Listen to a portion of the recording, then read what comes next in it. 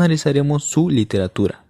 Entre ellas destacarán la literatura náhuatl y la literatura maya.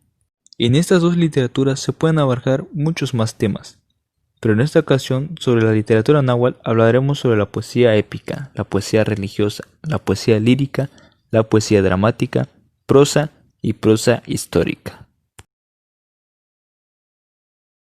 El descubrimiento y el entusiasmo por dar a conocer las creaciones literarias prehispánicas data aproximadamente de un siglo, aunque cabe mencionar que en las primeras décadas de la Nueva España, frailes, humanistas, cronistas, indígenas, trataron de salvarla de la destrucción y del olvido. En el siglo XIX, la playa de los humanistas del Renacimiento mexicano se caracteriza por su conocimiento y de alta estimación, de las cuales indígenas, viajeros, ilustres como el italiano Lorenzo, trataron en ese mismo siglo de acercarse en el mundo de las culturas. Pero fue hasta el siglo XIV que el investigador don José María Vigil encontró en la Biblioteca Nacional el códice o manuscritos que se encontraba con el nombre de la colección de cántares mexicanos.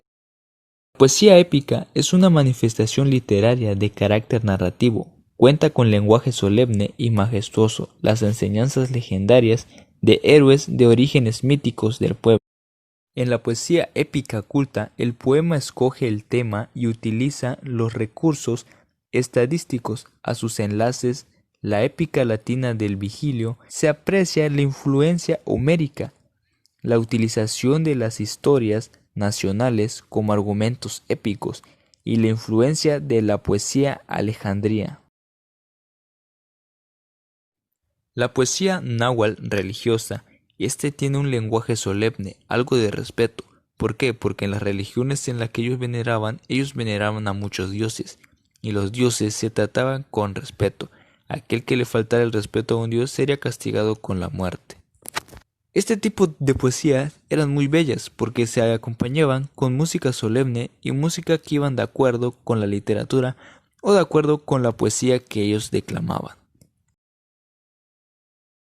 La poesía dramática entre los indígenas, el teatro poseía un carácter especial, representación vivo en honor a los dioses, en el cual participaban todo el pueblo. Se mezclaban varios elementos como la música, el canto, el baile condicional, coincidiendo con este concepto dramático de otros pueblos. Su estructura es completamente diferente a la occidental, formando por instrucciones y nudo de decencia. No existía como tal la caracterización fisiológica de los personajes. Por los testimonios se conservan los cronistas. Sabemos que los indígenas conocían y manifestaban en todas partes la representación actual, tanto en su maquillaje, escenografías, vestuarios y utilerías, etcétera, etcétera. Coincidiendo con todo este concepto dramático de los pueblos, su cultura es completamente diferente a la occidental, formando por instrucción, nudo y desenlace. Existían muchos cómicos, parecidos a los juglares medievales, y también titiriteros. En conclusión, la literatura náhuatl era muy bella, porque gracias a eso, en todas sus poesías, en cada una tenía un mensaje solemne, tanto en la literatura religiosa, tanto en su literatura lírica. Esos dos tenían algo similar, porque cada una de ellas siempre se manifestaban o se expresaban hacia un dios, y cada una de ellas, al representar, siempre hacían o trataban de parecerse algo similar, ya que en esas dos se manifestaban con los cantos, se manifestaban con su coreografía, tanto que esa poesía era algo solemne, hasta incluso sagrada. Teniendo en cuenta todos estos valores y lo bello que fue la literatura náhuatl, ahora pasemos a otra literatura que es muy bella, los cuales son los mayas. En la literatura maya no hablaremos sobre las poesías, sino hablaremos sobre los tipos de literatura o los libros, que estarán en esto el Popol Vuh, el libro de Chilim Balam, análisis de Shahin y los teatros de Rabbain Achi. El libro de Popol Vuh se divide en 4 partes. La primera habla cómo los dioses crearon al mundo y los hombres. La segunda habla del nacimiento de la vida de Amapu Shimabaleque. La tercera contiene el mito de crear los primeros hombres, el maíz, y cómo adoran y sirven a los 4 dioses quien crearon.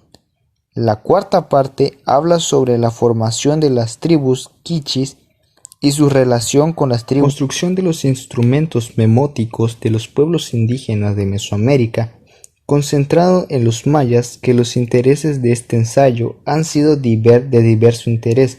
Los libros de Chilim Balam formaron parte de ese ejército durante la colonia y se desarrolló de tal manera que constituyen el estilo bien podría encajar en los que Mahim Baham denomina el género discutivo en el presente ensayo.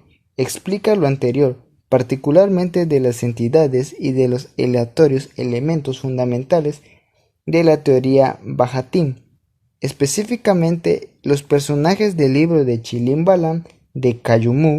De igual manera, dar cuenta, voluntad y acostumbrando a encontrar la expresión de estos pueblos, característica fundamental de los que han pasado a pertenecer a través de los siglos. La literatura de Shahil, o el libro de Shahil, es uno de los libros más viejos que se han encontrado hasta ahorita, ya que su antigüedad se estima que es del siglo XVII y del siglo XVIII.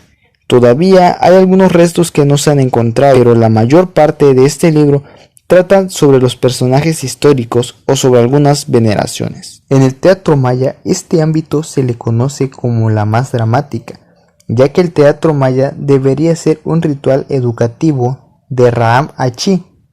Es la única obra de este género que se conserva casi completa su historia, ya que pocas se conservan en su estado original esta obra dramática y solemne. En conclusión, todas las hermosas literaturas que hemos observado o que hemos explicado a lo largo de este video, todas tratan de algo solemne o algo que es venerado hacia la religión o hacia un dios. Pero en conclusión, hay muchas más civilizaciones y muchas más literatura que vale la pena investigar y tratar más a fondo sobre cada una de sus literaturas. Yo soy Alexis López Guillén del Cuarto C.